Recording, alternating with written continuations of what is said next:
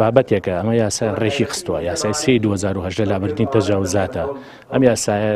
ئێمە بەرکارە لە هەموو کوردستانە نەک بڵێ لە سەنتەری سلێمانی و ناحێ و قەزاکانە هەرچی تەجاوز هەیە کە کرابێت لە پێش لە دوای 2010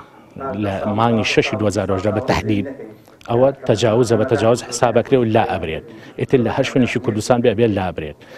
تایبەت بۆی کە قەرەبوو ئەکرێنەوە ئەگەر ئەو کەسی کە متەجاوزە هیچ ڕێکایەکی مستەمسەکێت دۆکومنتێکی یاسایی هەبێت کە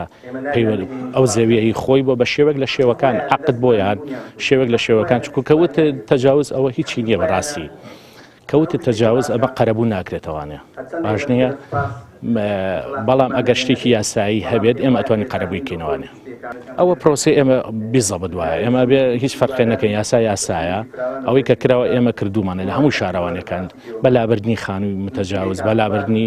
کارگە بێ هەرچیەک بێ سەوزایی یعنی چون باخشە کراوە متەجاوز ئێمە فەرق ناکەین وەکو خۆمان شارەوانەکان فەرق ناکەین بەڵێ بەردەوامی ئەبێ بەڵام یاساییش هاتووە کە ئەوان تۆزە دڵخۆشکەرە ئەویش هەر سێ 2019 کە بریتە لە تاپۆکردنی ئەو زەوی و ئەو خانوانەی کە بە تەجاوز دروست کراوە یعنی ئەمەی کە دروست کراوە لە بەڵام بە شەرتێک لە پێش 2010 بوو بێ باشە ئەوەی کە لە دوای 2010 ئەم تەجاوزە ئەوەی لە پێش 2010 خانووەکەی دروست کردبێت لەسەر هەر زەوێشی حکومی بێ ئەهلی بێدەوانە ئێمە بۆیان تاپۆکەین بە نرخێشی دیاری کراوە.